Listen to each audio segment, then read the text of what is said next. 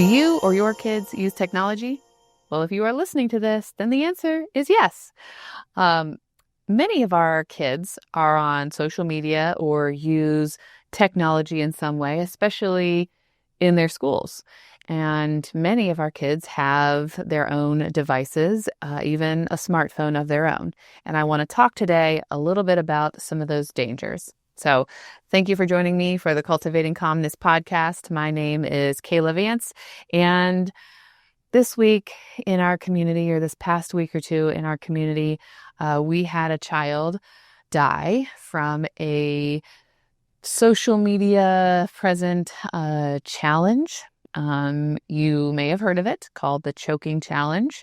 And I found out via social media that this happened to one of the children in our area, had tried the challenge, and from all accounts was a very kind and generous and thoughtful kid, and came across this challenge with peers. And unfortunately, he ended up losing his life to this challenge, not on purpose. And that seems to be what happens with this challenge, is that children of all ages will try it. Essentially, my understanding is to get, if they know about it, to get some kind of high off of it. You kind of pass out, but some kids don't really know maybe what it is. It's just cool, and other kids are doing it. And then they don't wake up because they have, choked themselves to death. Most of the time, it seems on accident. So that got me to thinking about social media. And I know I've talked on my podcast before about social media and technology and some of the dangers therein, but I think it's been a while since we've talked about it. So wanted to have this conversation again, especially since in our community, it has been brought up in this very real and very sad event. And I just want to bring awareness and attention to some of those dangers. Now, I am not a social media expert. I do enjoy utilizing social media, and sometimes can use it too much, along with lots of other people out there, especially our kids. If you are my age or older, you were raised in an environment where we did not have phones at our fingertips, and we didn't have everything at our fingertips. I didn't have that until I was in college. I had a cell phone in high school, but it was a flip phone, and it was the texting and, tap the number so many times to get the different letters and all of that. So if you were born, in the late 90s, you were raised on a lot of, you were raised on technology, and that's just been your life, especially, our kids, people my age, and older, a little older. We have kids that have been completely raised with technology, with, iPads, iPhones, television, everything, at their fingertips in a split second. And there can be pros and cons to that, right? We're sitting around and I wonder, what the answer is to this. Well, we have a phone that has Google or has other search engines on it where we can find all the information that we need, right? Well, yeah, that's great. Except it leads to, some lack of ability in being able to think for yourself and being able to come up with information and be able to think through things. It also leads to our kids not being able to form healthy relationships with each other, healthy romantic relationships with people, to have a sense of self and a sense of like what the world is around them, their sense of what is happening in the world around them is not accurate. And I see this in the teens that I work with. I see this in the young adults that I work with. And we have to have these conversations about like what a healthy relationship is, what is safe, what is normal, what is normal versus what is common. Just because everybody uses social media and everybody does it this way, does that mean it's normal? It may be the new normal, but does that mean it's good? Does that mean we should be using it in this way? We are exposed to so much more information now than we ever used to be. And, that is leading to that increase in depression and anxiety in adults and especially in our kids. But, what I wanted to focus on specifically is safety. We, as parents, maybe, and as teachers, put our trust in these technology giants that give our kids these devices and set up these apps for our kids and adults to use. But the technology providers, the technology giants, are not out for our kids' safety. Okay. They may set age restrictions and they may have limitations on who can create an account, but they're not very stringent. If they say you have to be 16, they don't require you to upload your driver's license. They don't require to have a conversation with a parent to be able to get the app, correct? All a kid has to do is say, yeah, I'm 16. Here's my date of birth. I will just adjust it to fit the age requirement, if that even exists, right? So there are many ways around the restrictions that are in place for kids to be able to use certain apps. And then it's not only about our kids using them, but it's about who else out there is using these apps. If I let my kids use an app, I am trusting not only that they will use it appropriately, but that the world out there will be using it appropriately in a way that my kids will be accessing that information. And unfortunately, we cannot trust the people out there. And we have seen that time and time again in the apps that are out there. So I wanted to touch on a few, kind of give you some insights. If you're unaware, you may be very well aware of these things. And if you are, that is great. I encourage you to share this with other parents. And if you weren't aware and you now are aware, something that you can do is just to be able to monitor, maybe set some of your own personal restrictions, maybe get certain apps out there to be able to monitor what it is your kids are doing on their devices. Because unfortunately, we cannot trust other people to monitor themselves or to do the right thing. That's why they're called predators, because they prey on our children for their benefit. So we all know the popular apps out there: Snapchat, Facebook, Instagram, TikTok, Roblox. I'm going to talk about some of those today. And a lot of them have the ability to have secrecy, and your kids have the ability to hide you from them. So something to think about before we even jump into it is, do you have access to all of your kids, like social media? Do you have access to their phones? Do you have their password? Some people feel a little differently about this, like they need their privacy. Yes, they need their privacy, but you have to think about whether privacy for them is a privilege or a right when it comes to technology. And as a parent, that is your decision and how you want to handle that. But when it comes to technology, we can't always trust other people, and we can't always trust what they're exposed to. And I have had clients who have themselves gotten into sticky situations, maybe on purpose, like they engaged in a conversation that then went in a different direction, maybe completely by accident. I have had clients who've had kids have this happen. And I've had clients who've had these conversations with their kids, and these incidents still happened. I have seen these incidents happen to community members, to, just people out in the world. We hear the stories all the time. So, you can trust your kid to do the right thing. We cannot trust the people out there to do the right thing with our kids. So just be aware of that and keep that in mind when it comes to how much trust you put in, our phones and in technology.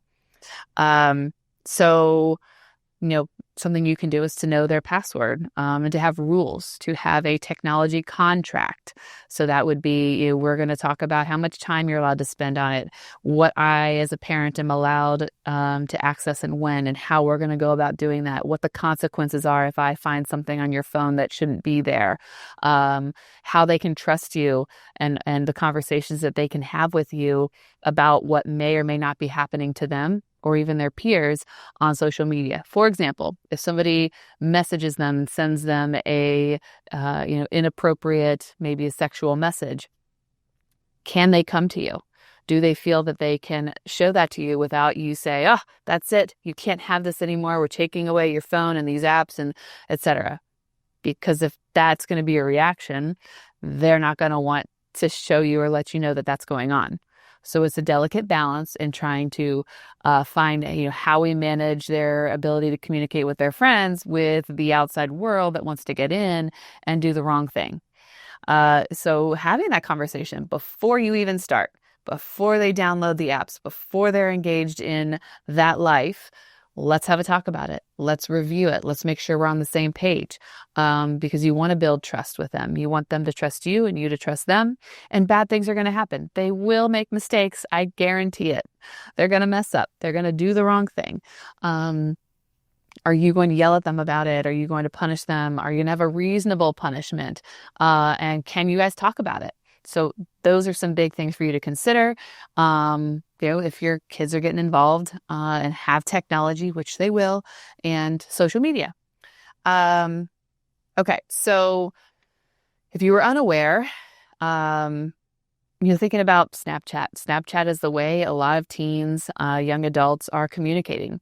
A lot of them aren't texting anymore. They do, with the traditional messaging apps, but not all of them are sending messages via text. It's via Snapchat, via Instagram, TikTok, things like that. And then there are other additional messaging apps that they may message in, but it's not always in a traditional texting app. So that's something for you to be aware of, that they may be communicating that way. So if you forbid Snapchat, for example, and that's the only way they communicate, you have to think about what other ways you can help them to communicate, or what are the compromises you're willing to make. Thinking about that and what that looks like in your household and with your family, and how you can protect them, but also give them some space. Now, every family is different. Maybe some trust has been eroded and we can't trust it at all. Maybe you can have some trust with some limitations. Maybe you download an app that can view everything that's going on. Those may be some alternatives for you and your family. But with Snapchat, right, we know that the messages disappear after a certain amount of time. There's a lot of privacy things. There's ways to hide messages, but they can make their location live, meaning anybody can see it versus just their friends seeing their location. So that's a good way for predators to get to your children. And believe me, they will. And they will send those like cold calls. They will send those messages of just a private part, right?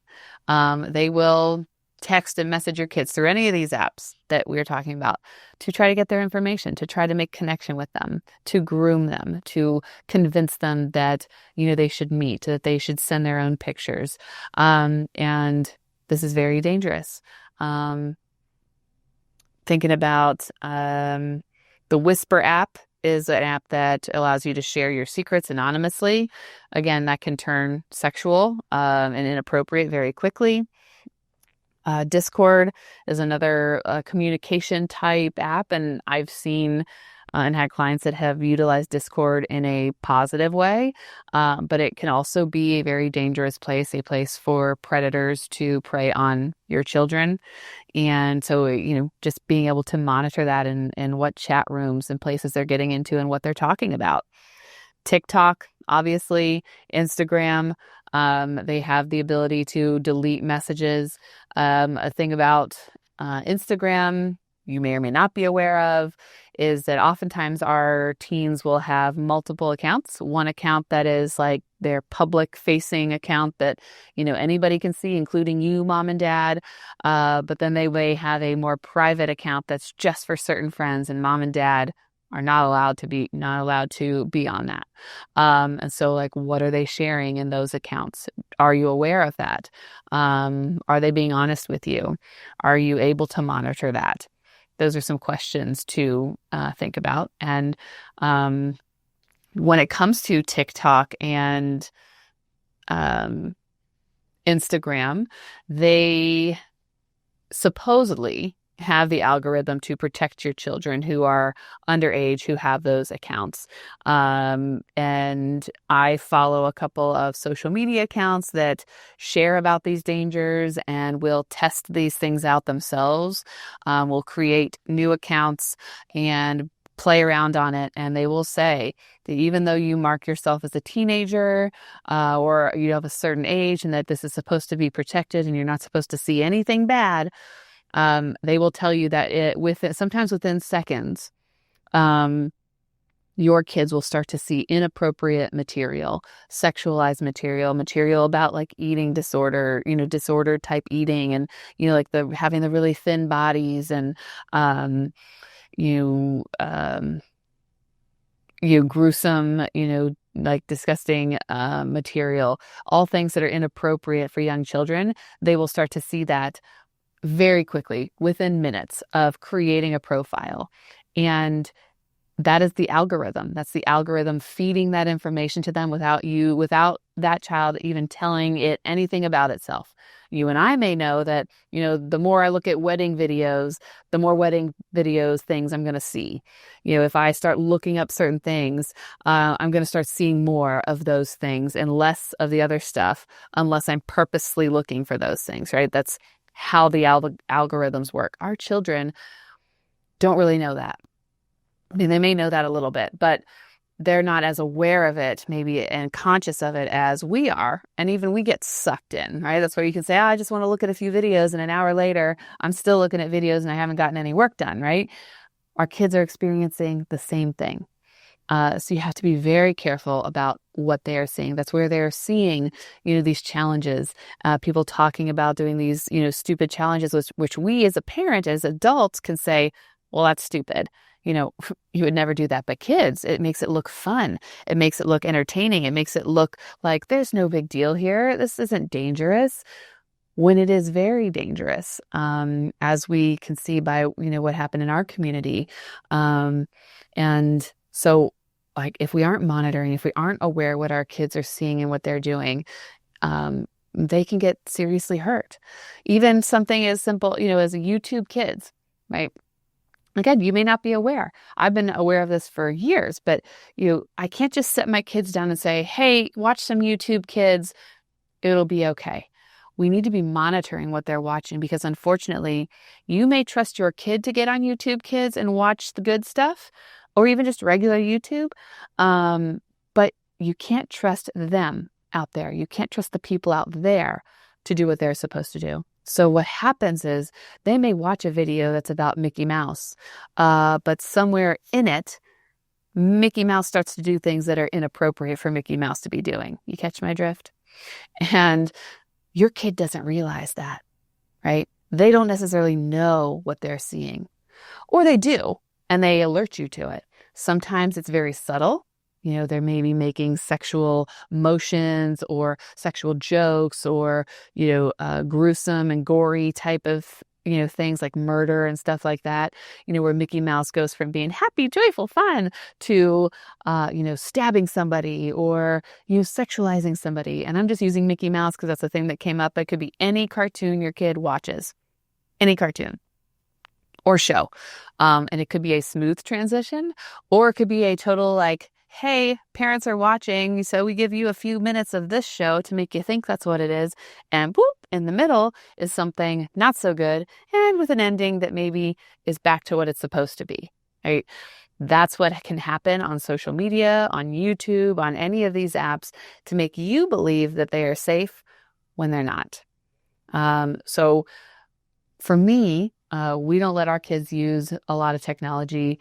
When we do let them use YouTube, it's we know what they're watching. Now, I can't say that I have always done this, and so there have been times where they have gotten on Netflix even or YouTube, and we're ended up watching something I didn't want them to watch. Not that it was terrible or any of these things that I'm talking about, but just like, hey, you're not old enough to watch that yet. And that's on me, that's on me for not paying attention. And so that's, it's very easy to say, hey, go ahead and watch some TV. I'm going to go do stuff over here. and they end up, 2, 3, 4 clicks over, and they're watching something that they shouldn't be watching. And those things they shouldn't be watching could be dangerous for them. It gets ideas in their head that they didn't need to be exposed to, gets them thinking that they are able or capable of trying something that they are not, and so many other things. So, being aware, monitoring them. So something to think about would be like, you can watch it in the same room as me, so that I'm aware of like what's going on here. Or making sure you're choosing the thing, but they don't have the remote, so they can't change it onto the next thing. Is something that Roblox does is, it seems pretty benign, but other people can get in there and create spaces, create rooms, create characters that are completely inappropriate for children to be seeing. Sexualized characters, violent characters, things that they shouldn't be seeing in a kid's game, a game meant for kids, right? Now adults play it, and there are probably adults out there that are playing it appropriately. But there are also adults, and maybe even not adults out there, playing this game inappropriately. And your children are going to be exposed to that, and they may not even connect the dots and realize that what they're seeing is inappropriate. And that's a big problem as well. So that's something, to be aware of on these apps. The Bible app. I was recently made aware of the Bible app. You can create, images and Bible verses, and, and the idea is like you can have the pictures and put the Bible verses on it. Well, that's a way kids are sharing like pornography, like sharing nudes. And then, you put the little Bible verse in there. But they, are making things like that happen, even in Bible apps that you think are safe. So like predators can get to your kids in any location. And so are you aware of all the avenues that predators can get to your kids? I'm aware of people who have had their kids like propositioned, who have been sent sexualized images, who have convinced their kids to send them images, and then they bribe them and then convince them that they're going to ruin their lives by sending these nudes everywhere, that the kid was convinced to send them. And then those are the kids that end up killing themselves. And this has happened on numerous occasions. I'm aware of this happening personally to a couple of people in our community via clients or via, word of mouth, where they have gotten close to or have killed themselves because they were convinced to send information, send nudes, and then bribed to get that back. And they thought it would ruin their lives and that their parents wouldn't understand and their parents would hate them, and et cetera, et cetera, et cetera. Okay. So lots of things out there that are dangerous for our kids, and a good app, or not an app, a good social media a social media person, I guess, to follow. I've been following her for a while. Her name is under Scrolling to Death, and I believe it's a number 2, scrolling the number 2 death. I could be wrong. But she shares a lot of helpful information and cases and things that are out there that are happening on a lot of these platforms that you may be unaware of. And that would be a good one for you as a parent to follow. There's probably lots out there. That's the one that came to mind first. The Bark app is an app you can download on your phone and on your kids' phones. You can even get a specific Bark phone that protects your kids from the stuff out there. But it really does. It allows you to monitor your kids' phones and what's going on.